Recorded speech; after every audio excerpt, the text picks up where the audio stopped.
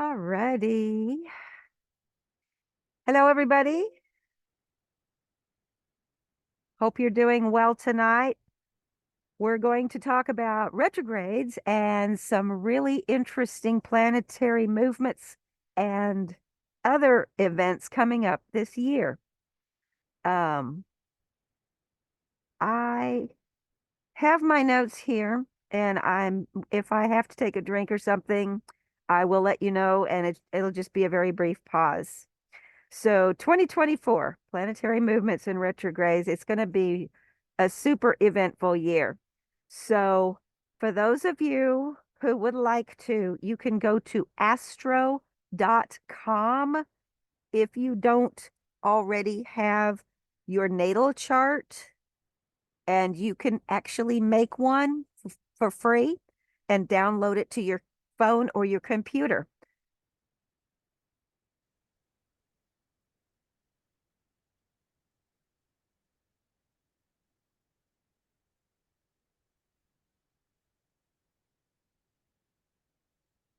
All right. So we're going to go ahead and continue. The reason we did this is so you'll know where the planets are and what's going to happen. And if we need to stop and take a look at something, or if you have a question about a planet, that's perfectly fine. I have the meanings and I can help you figure everything out. So the house is actually where something is happening, such as an astrological event or a retrograde or an eclipse. We have a lot of eclipses this year. And so it's where it's happening. What is happening is the planet that is in that house. And if nothing's in that house, that's okay. The influence of whatever your natal sign is on that house is going to be the influence. So let's say Mercury retrograde is going to transit your first house. That is going to affect you personally because the first house is all about the self. You, how you feel about yourself, your appearance. It's the face you show to the world. Okay. So that's just an example. We're going to go ahead and continue. Retrograde motion, as everybody probably knows from last year when we did this, is when a planet seems like it's going backwards.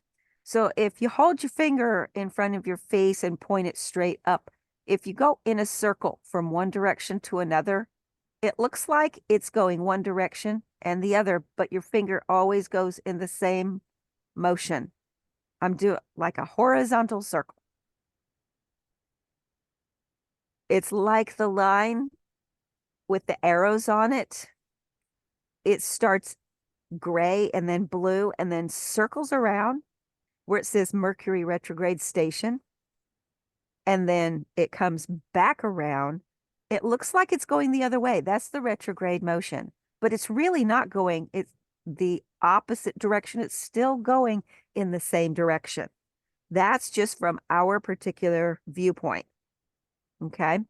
The strength of the retrograde, whether it's Mercury or Venus or Uranus or whatever planet, is going to be stronger sometimes and weaker sometimes. This particular picture is specific for Mercury because it goes retrograde 3 to 4 times a year. And it just went direct the 2nd of January. So if you were having some issues from about the middle of December to the 2nd of January with transportation or communication or computers or anything that has to do with communication, that was probably the reason. And within a week of it going direct, which would be around the 10th of January, everything should have cleared up. Okay. So this is our year. This is what's happening this year. There's a lot of things happening, a lot of stuff going on. At one point, there's multiple planets that are retrograde, and that's okay. Retrogrades are actually not bad. A lot of people are scared of them, but it's just a time where you can rethink something or maybe have a do-over for something. It's not a great time to sign a contract on a house or put an offer on a car or buy something major, especially a car. So if you are in the market for some kind of a big property or a vehicle of some kind, then try to wait till Mercury goes direct before you actually put pen to paper and your name on the dotted line. Okay. All right. So if y'all want to take a screenshot, I'll get my cursor out of the way. If you want to take a screenshot of this, uh, I just actually, I think, briefly had this up last year. I redid it and made it a little more concise. These are what the houses mean. It's like the first house in astrology that I was telling you about. This is it in a nutshell: the self, the appearance, the personality, your temperament. It's the early life, your childhood. And then the second house and the third and the fourth mean something a little bit different. Okay. So take a screenshot. I'll give you a few more seconds of that, and you can keep that and refer to it. Okay. Everything is a little bit different. Every house signifies something different, and the planets that rule those houses are going to change from person to person. It depends on when you were born. All right. So the next few slides, I put this in on purpose because we all know some planets are bigger than others. And if I put Jupiter super big and Pluto super small, you wouldn't be able to see Pluto, and Jupiter would take up too much space. So they're not to scale. They're just kind of sort of in the ballpark. Okay. All right. So sorry about that. Mercury retrograde. It went direct on January 2nd. It was actually in retrograde period for 19 days. The next time it's going to go retrograde is the 1st of April. I am not fooling. It seriously is going on April Fool's Day. It will be retrograde. Yeah, I know. It'll be retrograde for 3 weeks up until the 25th, and it's going to be in the fire signs. Unlike last year, Mercury was retrograde in all earth signs. We have earth and fire this year. It's going to be in Aries the entire month and retrograde in Aries the entire time. Okay. It'll go out the 25th of April. So wherever you have Aries in your chart, whatever house Aries is, that's where Mercury is going to be prominent when it retrogrades. That's where you get your do-over. It's like if you have issues at work and you have Aries in your 6th or your 10th house, then you can fix things. That's your do-over. Just go slow. It's a time for introspection. It's a time for renewal of some things, and kind of take it easy because the energies are going to be really chaotic, as with all retrogrades. So the next time it goes retrograde is the 5th of August. It's going to be in Virgo, and it's going to transit into Leo before it exits. Then it's going to go back into Virgo when it goes into forward motion at the end of August. So the whole month it's going to be in those two signs. And if I remember correctly, I think it's like the 25th of August that it's going to go into Leo, but I am not sure. If anybody wants me to, I can check. The next one is going to be in November. Okay. And if you'll notice on the far right, sometimes the retrogrades are a little bit different, anywhere from 3 weeks to 3.5 weeks. Then the one in April and the one in August are both 23 days. Those are a little bit longer. The one in November, starting on the 26th, going to the 15th of December. Yay, it's not going to be over Christmas again. That's only 19 days. That's relatively short, which is really nice. And there again, that one is Sagittarius. Check where Sagittarius is in your chart, what house it's in. That's where you're going to have do-overs, and you get to pay attention a little bit more. Remember, communication, transportation, anything that has to do with the written word. Don't sign contracts. No big purchases, no major purchases. Okay. All right. We kind of got lucky on this one. There are no Venus retrogrades this year. It actually goes retrograde like every 15 to 18 months. Now, Mars is going to go to retrograde on the 6th of December at the end of this year, and it's going to go all the way to the 24th of February, 2025. And next year, pardon me, next year, if I do this again, if y'all want me to do it again, I can go into this a little bit more. So in December, it's going to be in Leo. So wherever your Leo house is, it could be the first house, it could be the seventh house, it could be the fifth house, it could be the 12th house. Wherever Leo is, that's where Mars is going to retrograde. Remember, this is Mars, okay? It's going to retrograde backwards from Leo to Cancer. And then on the 24th, it's going to go direct again. Jupiter's also going to retrograde on the 9th of October in Gemini. It's going to stay in Gemini till next year, the 4th of February. Then it will go direct. Long time. Saturn is also going retrograde in Pisces. And we do have a couple of major events between Jupiter and Saturn coming up this year also. Saturn is going to be in Pisces from June 29th to November 15th. Okay, so there again, find out where Pisces is, what house it is. Uranus is going to go twice. August 29th to January 27th. So that was 2023 to 2024. So we're still in a retrograde period. It's about to go direct in like a week and a half or so. It's in Taurus. It's going to happen in Taurus again toward the end of this year on the 1st of September. And it's going to stay in retrograde till January 30th of next year, 2025. Okay. So for instance, I have Taurus in my 10th house. That's my house of career.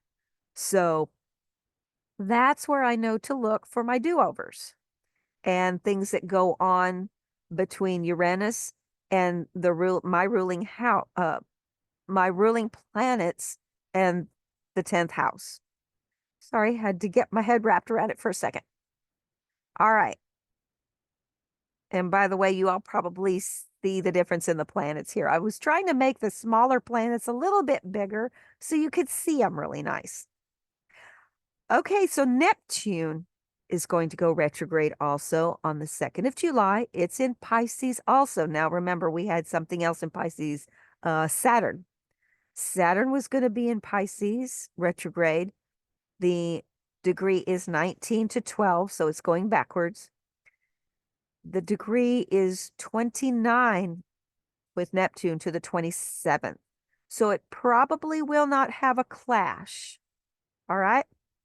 Just know that both planets are going to go backwards for a little bit. Neptune on July 2nd, and then all the way to December 7th. Okay. Pluto's going retrograde also from the 2nd of May. It is going to be in Aquarius, and it's going to go backwards into Capricorn. It's been doing this back and forth thing for about a year off and on. And then Chiron, some people follow Chiron. It's the wounded healer. Chiron is basically an asteroid. I don't particularly follow it super close, but I put the information here if anybody is interested. It is going to be going retrograde on the 26th of July to the 29th of December. And that's going to be totally in Aries. So again, wherever Aries is in your chart. Okay. And if anybody wants me to go back over what these planets are, I will be glad to. You can raise a hand or you can unmute yourself and ask a question. And I think I see, let me see if I can click on the chat real quick. August is toast. Not necessarily, maybe. Okay. Screenshot. Amethyst, did you figure that out? Yes. Okay, good, good. Because I know it's a little bit different for everybody. Okay, yeah. Sometimes you can actually take your phone and take a picture on your computer if you can't figure it out. That's what I figured. Okay. So, all right, Moss. August is toast. What's going on with your August? Oh, I have both my Leo and my Virgo, my first and 12th house Uh-huh. gonna be in retrograde. I'm gonna move The my Mercury chat retrograde. box. Oh yeah. Okay. Da, da, da. Yeah, fun time in August. Yeah, August is I don't really have a problem with that. I just kind of sit back and kind of let it go, kind of like you're in a car with the windows down, just let the air go past you. I just let all this stuff go past. Take a couple of deep breaths, whatever you need. Yeah. And if anybody has any questions, you can always stick it up on our Grove list and put my name on it or get my attention, and I'll be glad to answer questions. All but Saturn are in my fifth house. Oh boy. That's interesting. Wow. April could be a good month to travel. Travel, probably not, since if I remember correctly, it was Mercury going retrograde in April. If you do need to travel, please be careful. If you need to, you can take out travel insurance or double check and triple check your tires on your car or however you're going to be traveling. Or if you want to wait in April until Mercury goes direct again, that would work. Well, I was planning to travel for my birthday. Oh, okay. Go to San Diego, a friend of mine, she's gonna have her baby, and we are friends through online, but I wanna go to meet her before she had the baby and see the Oh, baby. that's lovely. So I would that's be careful. Just expect delays. Retrogrades, especially with Mercury, you have to expect delays. So expect to do things two or three times before you get it right. yeah, and I'm gonna have Mercury in my on my sixth house. Your sixth house, Yeah, okay. Sixth house is actually your daily job. That's versus 10th house, which is your career. Okay. So okay, the sixth house is like how you make your money to pay your bills. Okay. okay. Um, let's see. Got some other information. Let me see if I can find it. It's also your house of health, so do be careful about the health. Um, it can be your routine, your daily work, anything that has to do with communication could get disrupted if Mercury is retrograde in that house. So just take a deep breath and don't worry about it if something just doesn't go as planned. Okay. Okay, okay, thank you. You're welcome. All right. Does anybody need any explanation about the planets, or are they going to have a particular retrograde in a particular house that you all need help with? Feel free to unmute.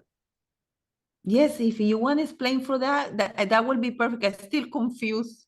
I'm a little confused. Mm, Okay. What okay. specifically are you confused on? Is it a particular retrograde planet in a particular house? Yeah, well, exactly how in the chart, when you see it on the chart, so how do you know exactly when is they are retrograde? Oh, that's a good question. Retrograde motion, we know when we look at the sky, it's seemingly going backwards. And when we look at videos, it's a little different on a chart. Normally, a standard motion is going to be counterclockwise with a planet. It's going to go around. So think about going counterclockwise, the opposite of an uh, clock on the wall, a regular with like two hands instead of a digital. Ret Okay, retrograde motion will be like a regular clock goes. It'll be going clockwise. That's the backward retrograde motion, such as Neptune. If Neptune is in your Pisces, in whatever house it is, if it starts going clockwise, that's the retrograde. And when it goes counterclockwise, that's going to be your direct motion. Okay. Yeah. Well, I have Neptune. I think it's in Sagittarius, in it's the first house. Your first house is the house of self. That is how you present yourself to the world. It is your expression. It's what people see when they look at you. It's your appearance, your physical body, it's your disposition, your personality, your temperament, how people see you. Okay. Okay. It's also hidden enemies too. People can smile and then turn around and lie to your back. So just be aware that if there's an issue going on, or you might have a particular aspect to your first house, there could be something going on. Not necessarily bad. It could be somebody just misunderstands something. Okay. But mostly it's just you and how you present yourself to the world. I've heard it said by a couple of people in the past that people don't think I'm a Virgo. They think I'm a Pisces because of blah, blah, blah. That is more than likely because if they look at their chart, they have Pisces in their first house and the Virgo is elsewhere. Some people have their sun in their first house and they will actually be more true to their sun sign. The sun sign is actually the sign that your sun is in when you were born, such as a sun in Capricorn if you were born in late December or January. The moon sign is the sign that your moon is. The rising sign or your ascendant, which means the same thing, is that first house sign. Okay. It's the first house sign. So if you have like Leo in the first house, Leo is your ascendant. If you have Cancer in your first house, Cancer would be your ascendant or your rising sign. Okay. Hope that helped a little bit.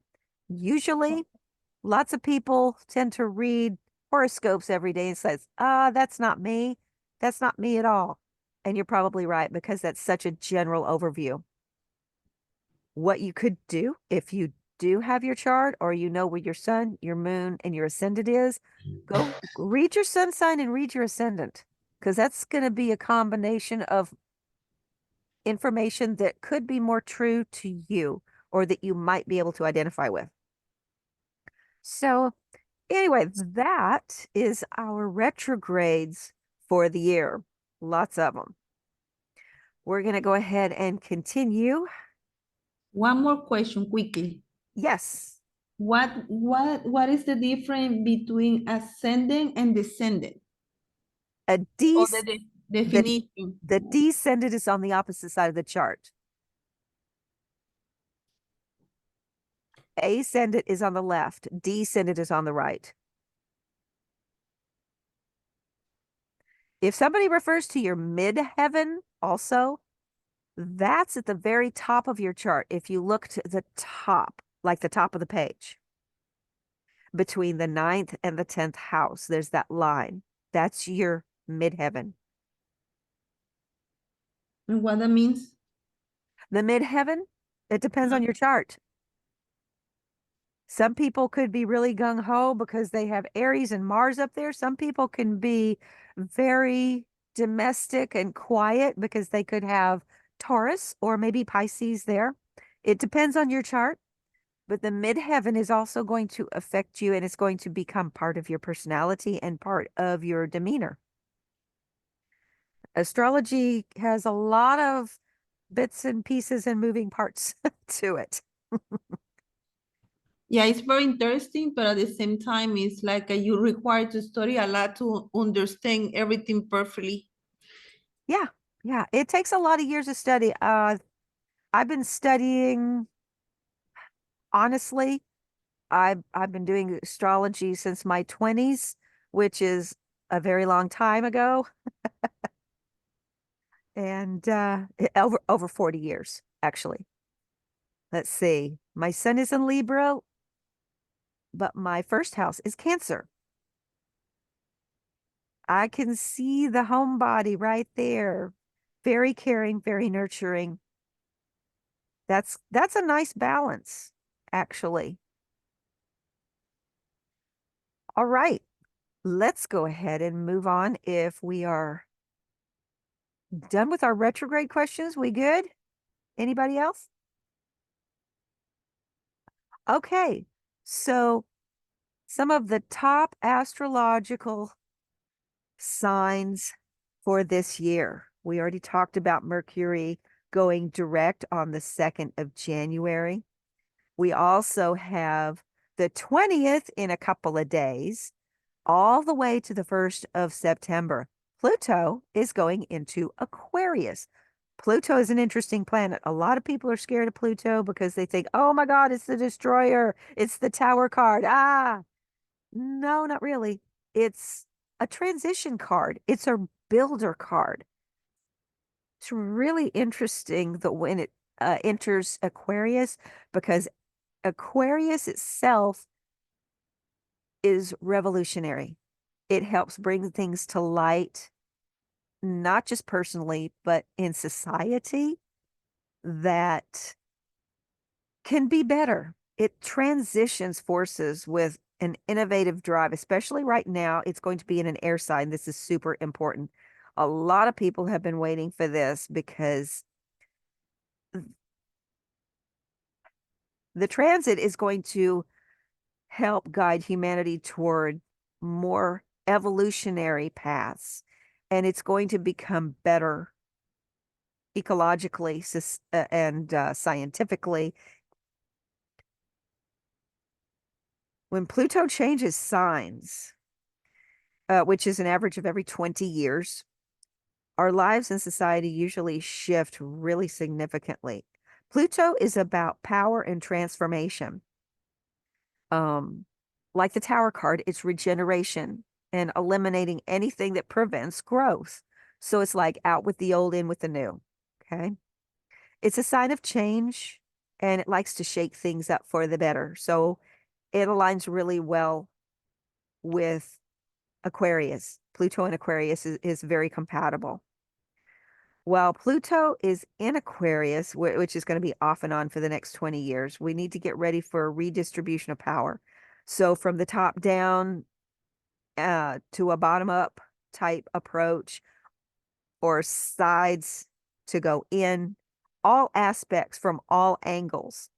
Any corruption or toxicity impacting the greater good is going to come to light so we can get rid of it and redirect the collective energy in society, which I, for one, am very happy with because we've gotten a little bit stagnant and we need to progress forward. We can also look for new ideas and developments in science and technology, which is kind of exciting. The last time Pluto was in Aquarius, the Industrial Revolution happened. So I'm really looking for interesting and really big breakthroughs this year. The planetary journey invites us to also delve into mysteries of personal growth, excuse me, personal growth and society progress, and embracing new pathways towards a brighter future for the collective. Now, it is going to take a brief dip back into Capricorn on September 1st when it retrogrades. Then it's going to return to Aquarius on November 19th. Okay. After that, we get a nice, really beautiful full moon lunar eclipse in Libra. So all of that beautiful eclipse energy besides the new moon energy. And if you all haven't worked with the moons or you're not used to it or only work with the full and the new moons, don't forget new moons are optimum for making wishes and sending positive energy out into the universe and working with the spirit or source or whoever your deity is, and really focusing on your intentions. Now, the first quarter moon is usually sometimes where you see a little slowdown and there are challenges to overcome. This is halfway between new moon and full moon. When you get to the full moon, don't forget that gratitude, send that gratitude out. And then the third and last quarter, let me see if I can find that. The last quarter is for celebration, and you're still going to keep sending out that gratitude because you really want that intention to come in for that full lunation. April 1 to 25, Mercury retrograde in Aries. So I believe, I looked this up. Monday is at April 1st, and it's going to go to a Thursday, April 25th. And like I said, I'm not joking. It's not an April Fool's joke. It really is going retrograde on the 1st. So being in Aries is going to be very fiery. It's going to be very impulsive because Aries brings in an intense burst of energy to get stuff done. You can't procrastinate. You got to get stuff done. When it's merged with the oopsie daisy kind of flighty, so to speak, nature of Mercury, especially when it's retrograde, don't forget communication may encounter unexpected disruptions. Be ready for delays. You might have a spicy debate or make impulsive decisions, and just go slow and take your time with this stuff. Do-overs. Retrogrades are do-overs. Behind this cosmic whirlwind lies an invitation for introspection and recalibration. That's that redo. Because Mercury retrograde always brings its share of challenges, as everybody knows. It's like, oh, everybody dreads it. They want to go and hide for 3 weeks in their house and not come out. And I used to do that too until I realized, oh, it's not that bad. So check out the house the retrograde is in, and that will primarily, most likely, be the focus of where the do-overs get to happen. Just a moment. So that brings us to 8th of April, where we have a new moon total eclipse in Aries. That's going to be beautiful. That's also a Monday, by the way. And that's actually going to happen at 1:07 p.m. Central Time. And you guys in Florida are an hour behind me here in Texas. So that new moon total eclipse is going to be absolutely wonderful. It is, let's see, let me find out. I wrote a couple of things down about this one. It signals a really potent moment for new beginnings and personal empowerment, because Aries, being the first sign of the zodiac, focuses on the self. Naturally, in the zodiac, on the astrological wheel, Aries would be in the first house. Wherever it is in your chart, just go with that. That's perfectly fine. It does not have to be in the first house. Just know that in Aries, it's going to actually focus on you, and it's not going to want to be still. It's going to want to be inspired. You're going to have some self-discovery. You'll probably have some courageous leaps forward, because Aries is all about motion. It doesn't want to stand still. This particular eclipse invites you to tap into your inner strength, and it's time to set bold intentions, take assertive action, and don't forget to embark on a figurative journey of self-realization. That brings us to the 20th of April. Jupiter conjunct Uranus in Taurus. This is going to be really nice. This is highly anticipated and very rare. It doesn't happen real often because we're talking about two huge outer planets. The conjunction is going to unleash a big burst of the combined influence, Jupiter being the great benefic. And it's also a money planet, and I'll talk about that in a little bit also. Uranus being unexpected things. It also rules computers. Being in Taurus, it's going to bring a lot of grounded and practical and resourceful energy. Because Taurus knows how to enjoy the sensual pleasures of life and doesn't take things too seriously and doesn't get too messy or complicated. Since 2018, Uranus has been disrupting the Taurian domain and impacting global economic and climate patterns. So during this period, we get to expect flashes of insight and sudden breakthroughs with a surge of innovative ideas. And that's actually really exciting because I think there's going to be a lot of scientific and technological ideas and breakthroughs this year. It's also going to impact the material world, and it's going to actually nudge us to reconsider relationships with material possessions, not people, our relationship with our possessions. So seek innovative solutions to uh, this particular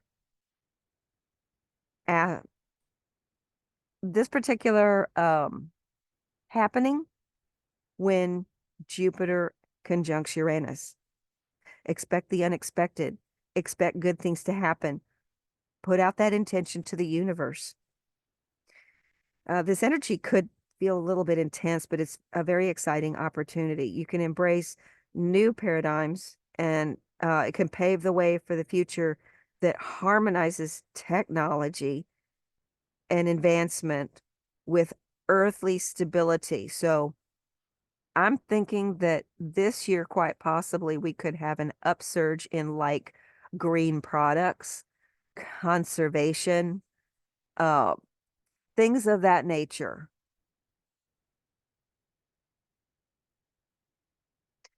Expect the unexpected. I already mentioned that. Embrace innovation, prepare for a big cosmic ride. This could be a roller coaster from this time, depending on where your Jupiter and Uranus in Taurus is located in your house. If it's in your career house, that's going to be awesome. You can really see a good change and things to happen. And don't forget, sometimes it's out with the old, in with the new. Think about the Tower card. It burns down to rebuild. It's like forest fires are really terrible, but what happens within weeks after the fire's put out? You see new growth, you see new forest. Things come to life again almost immediately. It's wonderful. In May, Jupiter goes into Gemini. This is going to be interesting also because Gemini is very expressive. This is going to be on the 25th, and it's going to shift the energies from influence outside to more of a communication, learning, and intellectual pursuits. Jupiter being the planet of expansion and growth, it really amplifies the pursuit of knowledge and curiosity and diverse perspectives. It encourages us to communicate more, expand our networks, engage in vibrant discussions. It's a good opportunity to seek out new information. And no, I'm going to not going to do the Star Trek thing. I know some of you are probably thinking that. It fuels intellectual growth because of the Gemini. Gemini is ruled by Mercury, and Mercury is of the mind. So anything communication and networking and educational pursuits are going to be highlighted during this particular period. It's also going to be very playful and curious, and it will fuel growth and learning.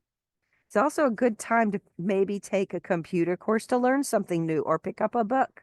If you wanted to learn a new hobby, this is a really good time. Or you can turn a hobby into a maybe a new job of some kind. Adding to this influence, let's see.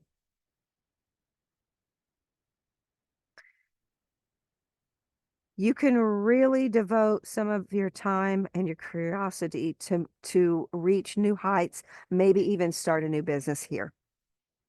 Now, on the 2nd of June, a short time later, Jupiter in Gemini is going to trine, which is a very good thing, Pluto in Aquarius.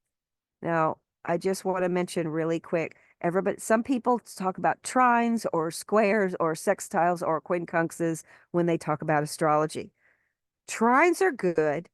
Squares are not so good. They're challenging. I don't want to say bad because when you have challenges to overcome, you can ascend whatever challenge that is and you can get to a better position. A trine, sometimes they come too easy and you miss them. So be on the lookout for good things to happen.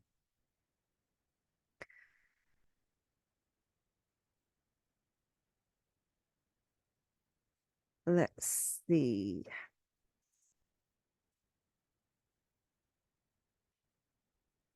I'm going to go into the next part here. There we go. So from the 4th to the 22nd, we know Mercury is going retrograde in Virgo and Leo. And it's going to start in Virgo and be there for the most of its backwards transit. And it's only going to be in Leo for a few days before it goes direct again. During this particular period, collective energies may navigate a period of introspection and reflection. That's the Mercury, the mind, the communication. The emphasis is going to be on revisiting unsolved matters on this particular transit. It's going to be both in personal relationships and within the self, your relationship to yourself. So maybe look inside of yourself if you have some contemplation or personal philosophy to kind of mull over, I would say. And then allow yourself to realign and readjust. Be your authentic self, gain your clarity on your life journey through this whole lifetime. Are you where you want to be? Are you going where you want to go? If not, rethink it a little bit. Okay. So when it goes into Leo, it's going to change just a little bit. It's going to become a little bit more confident, a little bit more courageous. It's going to actually become a little bit more forthright and forward. And it's going to stay there for, I believe it was 23 days, and then go direct and go, let's see, back into, let's see, it's transiting through Virgo. It's going to go to Leo and then back into Virgo. So the do-overs right there, you'll get a chance to see some fruition, I guess you could say, happen right when it turns direct, or maybe within a few days, you'll see a difference. Now, the 18th of August, Jupiter is going into Gemini. It's also going to square Saturn in Pisces. Jupiter does not change signs very often. And Jupiter in Gemini squaring Saturn. Okay, Jupiter, we have the great benefic. It's all the things good that happen to you. It's publishing, it's money, it's abundance, it's wonderful things. Saturn is responsibility. Saturn teaches you to keep your feet on the ground. It's practical. It's a good planet, but people kind of it gets a bad rap because people think it's a bad planet because of the restrictions or the possible restrictions. And I don't necessarily think that that's right, because Saturn is all about responsibility. It's all about older people also. It can be your senior population. It can be the way you think. If you have been taught to think a certain way, such as maybe your grandparents taught you a certain thing. When Jupiter in Gemini, so remember Gemini is mental, Jupiter in Gemini square Saturn, then you're going to have some challenges to overcome. That's going to happen the 24th of December. Okay. This is a repeat from August also. It's happened a couple of months prior. So if what you wanted to get done in August didn't happen, you can always redo it now and you can make it better. Let's see. We have also a full moon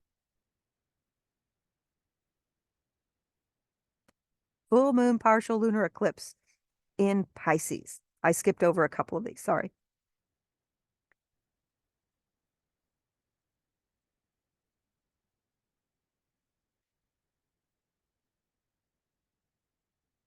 That's going to happen on Tuesday, September 17th. And it's going to be 9:34 Central Time, so it'll be 10:34 Florida time. Okay, so lunar eclipses we know are wild cards. Sometimes they have chaotic energy. It depends on what sign they're in. Pisces is calm. It can be emotional. It's relaxing. It's a water sign. So this actually should be pretty good. It's a nice time for charging moon water. This one's going to be really good for charging moon water. Not just because it's the full moon, but the eclipse energy also, and the Pisces energy on top of that. This particular eclipse means breaking free from self-imposed restrictions and getting rid of that self-talk also. You don't need that. Focus on your positive aspects. You need to bring your deepest fantasies to life and recognize which ones should just stay in your imagination. Pisces reminds us that it's okay to swim far and it's safe to swim deep. It's safe to fly and touch the stars. For you are all of those things and a whole lot more. It's great to dream big. Always dream big. This eclipse is also a reminder that our vulnerabilities hold immense strength. So you can dive into the depths of your soul. That's that introspection period. It beckons you to release emotional baggage. You can embrace forgiveness, especially forgiving yourself. You can do shadow work. That also helps forgiving yourself and giving yourself grace and gratitude.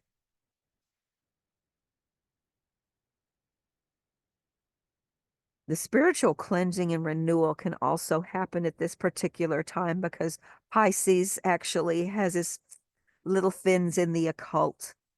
It's a sign that you can go with the flow and you can allow the lunar energies to wash away all the old crap. So you can have like a lunar new birth. We have a new moon, which is an annual solar eclipse in Libra on Wednesday, October 2nd. That's going to be really nice. I am not sure exactly where we're going to be able to see it. I'm going to have to look that up. And hopefully we're going to be able to see something here in the States. So this is a great time to revisit lessons learned from other eclipses also. Integrating the compromises that you've been working on for the past 6 months, or just revisiting the information or the journaling you might have done from the first lunar eclipse of 2024 when it happened. It might have stirred up emotional tides and prompted introspection with relationships and such. And there again, if you do your shadow work, it can really hold true to be able to focus and be able to put out that positive energy to the universe so your intentions can stay true. And don't forget, shadow work is not just about the self and about the family, it's about your community and about your connection to the earth. The second part of this particular lunar eclipse serves as a cosmic reminder to honor the insights that we've gained through the entire year with all of the eclipses. You can always apply newfound wisdom and navigate loving relationships with grace and understanding. And please, please, I can't stress enough, don't forget to have compassion for yourself, because you are beautiful and you are important and you deserve compassion and love and grace and understanding also. Even if you look in the mirror, and I know this is going to sound really silly, look in the mirror, talk to the person in the mirror. Tell that person, I love you. I respect you. I am so glad you're here today. You are wonderful, and I'm glad you're my partner in this life. Mars is going to retrograde in Leo on Thursday, December 6th. It's going to continue into 2025. So we're going to have Mars energies, and Mars goes retrograde approximately every 2 years. That's like Venus goes into retrograde approximately every year and a half. Mars goes approximately every 2 years. So the further out with the planets we get, the longer periods we have between retrogrades. Lost my place in my notes. Give me half a second. Okay. So unlike a lot of the Mercury retrogrades, which happen 3, sometimes 4 times a year, Mars is known as the planet of war, and it has very potent influence on action, determination, and vitality. It's also very gung-ho. It's very forward. It's very leadership and guidance oriented. This particular retrograde is also in Leo, which is also about leadership, charisma, confidence, passion. It encourages us to slow down and reassess your pursuits. So, what is it you are pursuing in a career, in a hobby, something else? Maybe journal a little bit. There's that possibility for redo if you need it. Not every retrograde is going to necessitate a redo. While Mars too appears to be going backwards in its retrograde motion, don't forget the opportunity for introspection and reevaluation. This can serve as a cosmic nudge to take a necessary pause to ensure you are on the right life path. So if you have any doubts at all, take stock of where you are and see where you want to go. And it's okay to change your mind. Give yourself permission to totally go in a new direction. Nobody said you're married to a certain path. You know, that's your parents talking. That's your teachers talking about back in the past that maybe got stuck there. I know I've had it too. I've had to change my mind several times, and I've had to remind myself it's okay to change your mind. It's like when you're not feeling good, it's okay to have that pint of ice cream. And that's okay. You can laugh. That's all right. So while Mars appears to be going backwards in Leo, it's going to bring some challenges with it, but it's also an invitation to temper our fiery nature and our gung-ho-edness and our aggression, positive aggression, not negative, but in some cases negative also. But I like to think of ambition as kind of an aggressive, positive move. So embrace your humility and cultivate patience, especially with yourself and in the pursuit of your personal desires and ambitions. Okay. When the temperature gets turned up, don't forget, stop for a second, count to 3 or 10 or 20, whatever it takes. Do some breathing Couple of deep breaths will definitely help. And then reassess, redefine your path if you need to. Redefine the whole situation. Smile. Don't forget to smile at yourself in the mirror too.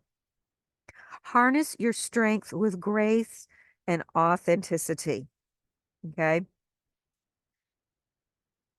So just as a recap, really quick, I have this on my notes before we continue, and then I'll get to your questions. I see the chat has some stuff in it. 2nd of January, Mercury went direct. Yay. It was in Sagittarius. Yay. Sagittarius is ruled by Jupiter, the great benefic, which is doing a lot of moving around. Jupiter and Pluto and Saturn are doing a lot of moving around this year and changing signs. Don't forget, Pluto is going to change back and forth a couple more times before it finally settles down in Aquarius. Okay. The 20th of January to the 1st of September, Pluto goes into Aquarius. The 21st of January, Pluto conjuncts the sun in Aquarius, and that's going to be pretty close to where Pluto is.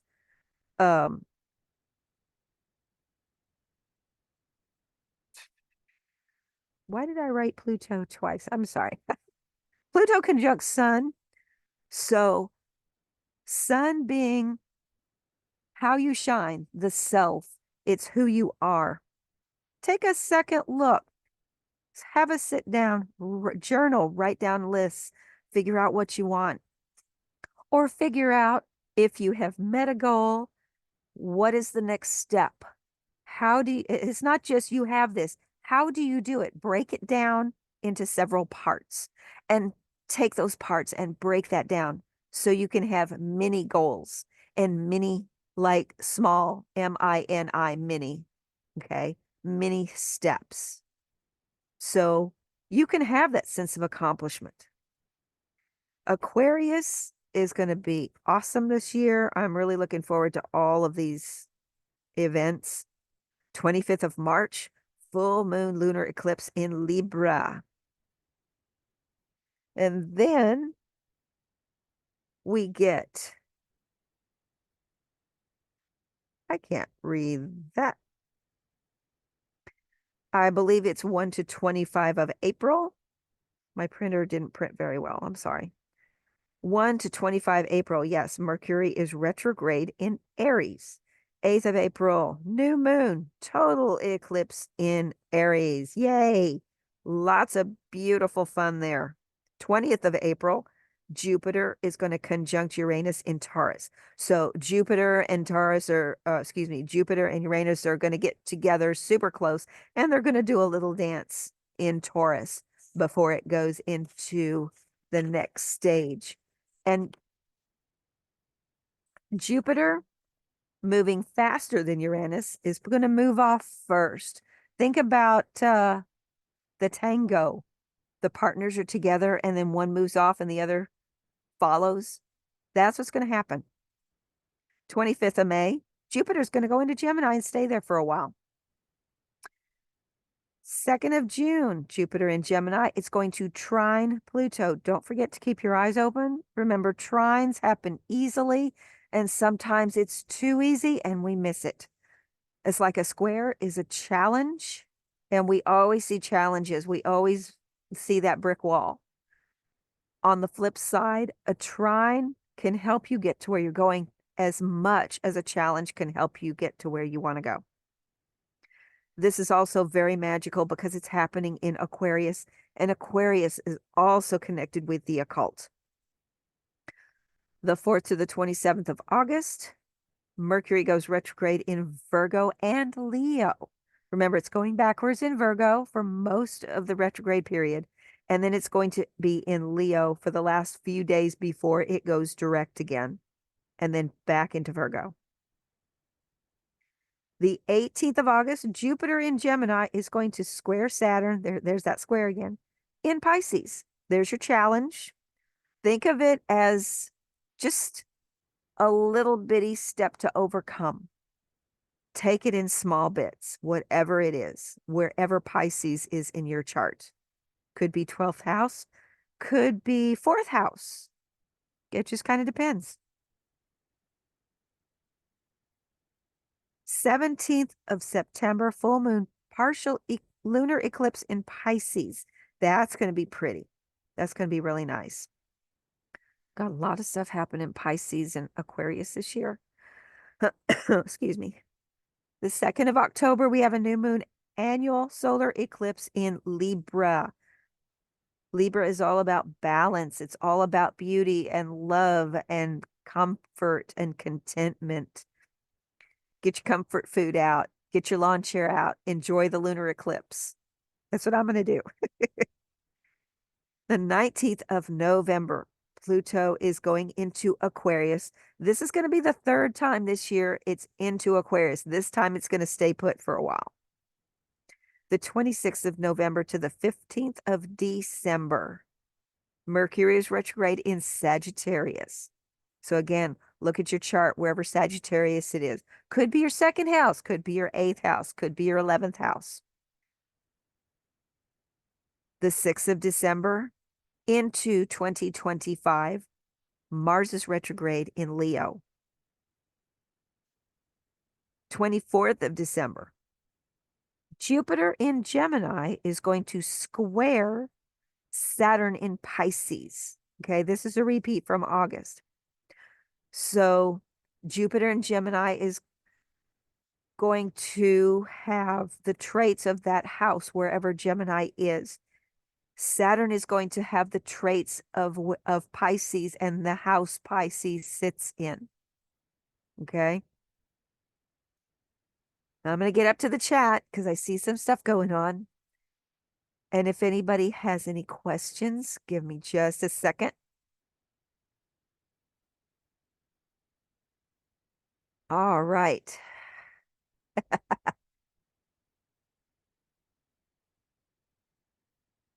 Let's see. Sun Libra. Oh, I think I saw that. Yeah. Libra is a really good place to have stuff.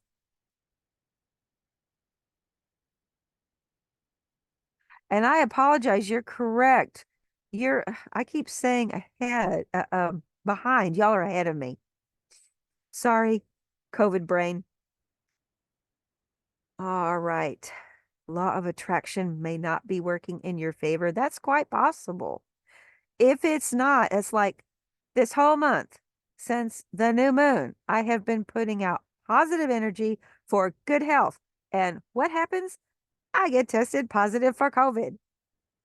That's not good health. But apparently, the universe has something that's going on that I need to go through, and I don't know what it is. So if it's not working in your favor, just hang on and see what happens because things do develop. Moon in Capricorn. Capricorn moons are very practical. A hobby as a career. Yeah, yeah, that's good. I actually had to shelve my career hobby that I had last year when my husband got sick because we've both been focusing on his health, and now I get to focus on my health. And my shoulder's doing a lot better. And he's doing a lot better. So I'm going to keep my fingers crossed that he is going to keep doing better. The sun likes Saturn so much, put a ring on it. Yeah, that's funny. I like that. And Amethyst, I'm glad you do that. I try to remember to talk to the person in the mirror every day. And sometimes I frown at that person. And when she frowns back, I want to smack her because it's like, why are you frowning at me? Sometimes I feel like I have a naughty twin or something. So true. So true. Yeah. If anybody has any questions that they did not put in the chat, then I'll be glad to address that if you want to unmute. I've got just a tad more right after this. I have a special bonus because we have so much stuff going on this year. I figured I would give you a heads up on another good thing. All right. So I'm going to change it in 5, 4, 3, 2, and 1. Okay. Our bonus, I'm going to do a little numerology for you. Super simple. You don't have to know math. Well, you'd have to know a little math, but you don't have to know higher math because this is super simple. You use 1 through 9 in numerology. 2024 is an 8-year. This is huge. This is wonderful. 8 is kind of like Jupiter. It's a great big benefit. You get the 8 by adding the numbers of 2024. 2 plus 2, excuse me, plus 4 is 8. That's how you get it. This is called the universal year. Now you can go a step further by finding your personal year. Grab a pen or a pencil and a piece of paper. I'll wait. That's okay. This isn't going to take that long. While you're finding that, I can tell you a little bit about what's going to go on here. So I know we've all felt the uncertainty of the past few years, but 2024 is already starting to feel really fresh and really exciting. And I hope you guys can dive into the top of these events and remember, it ain't your fault, no matter what it is. Not your fault. You're here for the ride. You're here for the experience. You're here for the journey in this lifetime. Okay. Numerologically, excuse me. The number 8 is associated with forward momentum. Yay. It's very powerful. It has a lot of magnetism. It represents abundance and manifestation. This particular energy is heightened focus on abundance of all kinds for the entire year. This is so exciting. I love it.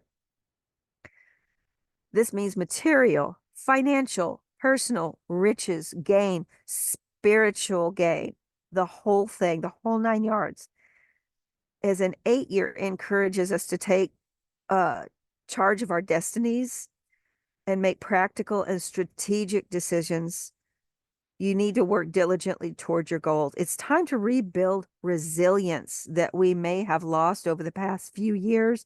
We've had political things, we've had COVID, we've had personal stuff go on. Let's take stock of what we have, put it in the book, and turn the page to a new chapter. Okay. It's going to be really good for investments, wise investments. Don't do it under Mercury retrograde, please. And to attain harmony and balance between your material and spiritual pursuits. This is super important for the whole year. So, like I have down here, and we'll get back to the personal year in just a moment. I just wrote down a few keys to success for this whole year because of this universal number 8. So, number 1, think really big. Set your sight high. Reach for the stars. Don't be afraid to fall because you can pick yourself up. Don't forget, strategy rules. Think things through. Make a plan. How are you going to get there? Figure it out before you jump. Don't cut your corners. That's something about the number 8. It wants you to be on a specific path. You cannot cut corners. You can't cheat because it'll come back to bite you in the butt. Keep your balance. You win some, you lose some. It's all about balance. It's okay because when we lose, we really don't lose. We learn, right? So we win some and then we learn how to win more. Share your abundance, your love, your prosperity. Don't forget what goes around comes around. If you can help, that's great. If you are not in a position, don't beat yourself up about it. Don't worry about it. All right. So back to your personal year. Super easy to find because we've already got most of it done. 2024 is an 8 universal year. So if you check out the formula and you're looking at the example, I gave April 2nd as a birthday. 4 for April, and 2 for the day. The 8 is the universal year. That's where I got that. So 4 plus 2 is 6, plus 8 is 14. All right. In numerology, we work with single digits most of the time. We're not going any further than this today. So 1 plus 4 equal 5. If you have a 5, this is your personal year. You can have personal years 1 through 9. Does that make sense, everybody? All right, let's see. What do we got in the chat?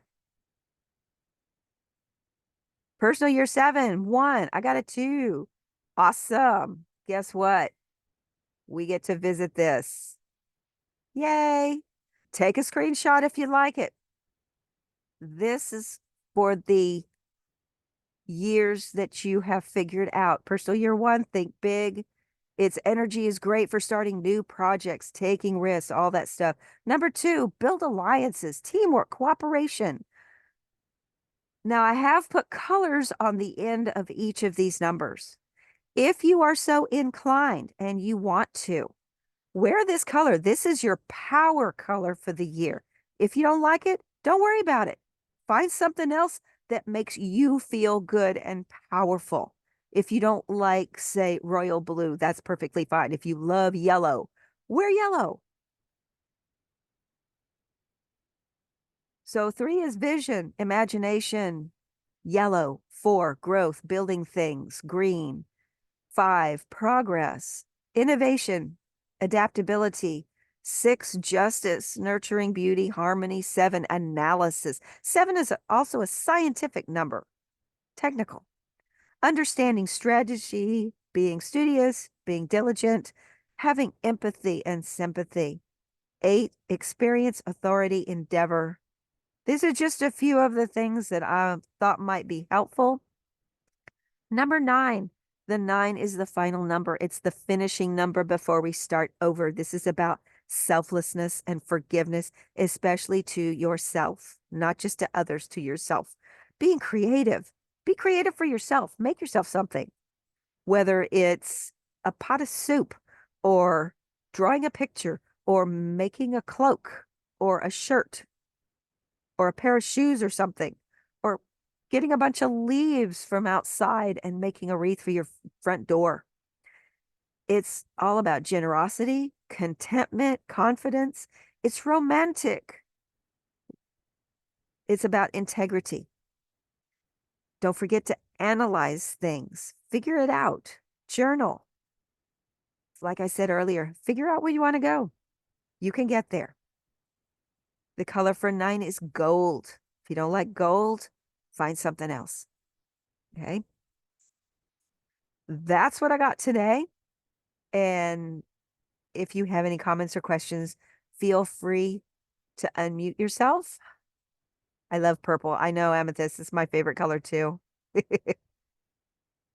Oh, I read that wrong. Leo got 3. For some reason, I looked at it and I thought Lego got 3. I must be wanting to build something. I don't know. I have not figured out what my personal year is, though. Let's see. Do you add the 8 to the numbers? So let me go back 1 or 2. Sorry. Personal years are made from your birth month and your birthday. Okay. So if you have a birth month of 1 and a birthday of 1, and you have a 1, and an 8. The 8 is the universal. So you have personal number, a personal number, and the universal number. Then that's a 10, but we don't go to 10. We go 1 from 9.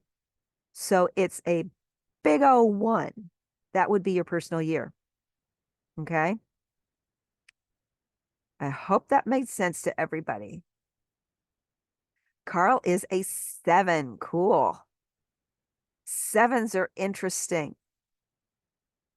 So did everybody get a screenshot of this? We good? Okay. Comments and questions. Let me go back here.